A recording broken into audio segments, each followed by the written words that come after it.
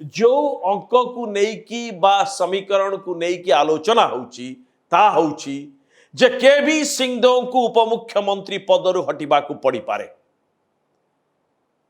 कनकवर्धन उपमुख्यमंत्री न रही पारंते कथा अनेक को ग्रहण न लगी पारे। तबे केवी सिंहदेव को काढ़ी की सुरेश पुजारी जे कि राजस्व मंत्री अछंती सुरेश पुजारी को उपमुख्यमंत्री करा जाई पारे बोली जोरदार चर्चा होची। तबे केवी का पाई टाटा डिस्कम आ अन्यान्य लॉबी एबे जोरदार लगी चंती तांको रखा जाऊ उपमुख्यमंत्री आउ एनर्जी डिपार्टमेंट भी तांको हाथ रखा जाऊ बोली एपटे जोरदार लॉबी चलची। किंतु केवी को हटेइबा पाई उभय मनमोहन सामल आउ मोहन चरण माझी आउ दिल्ली हाईकमांड मध्य आपातत स्थिर करथिबा चर्चा होउची।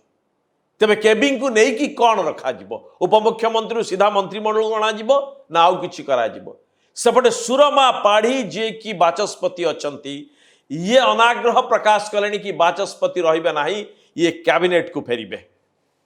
तेणु चर्चा होउची सुरमा पाढ़ी को बाचस्पति पदरु से इस्तीफा देबे तांकु कैबिनेट रे निया जिवो आउ कनकवर्धन सिंहदेव को करा जाई पारे बाचस्पति।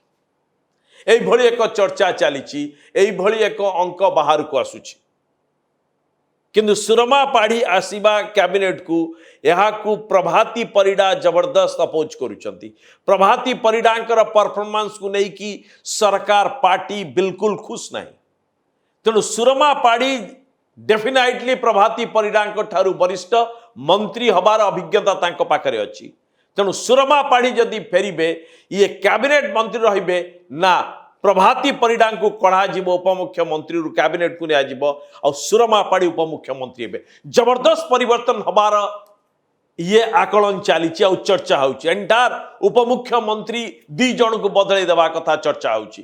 केवी सिंहदेव को बदला जीव प्रभाती परिडा को बदला जीव सेपटे सुरेश पुजारी आसी पारंती आउ एपटू सुरमा पाढ़ी आसी पारंती। किंतु एई जगार जो टिके के रही होची जे दुई उपमुख्यमंत्री हो जिबे अपर कास्ट ब्राह्मण कास्ट रही जिबे।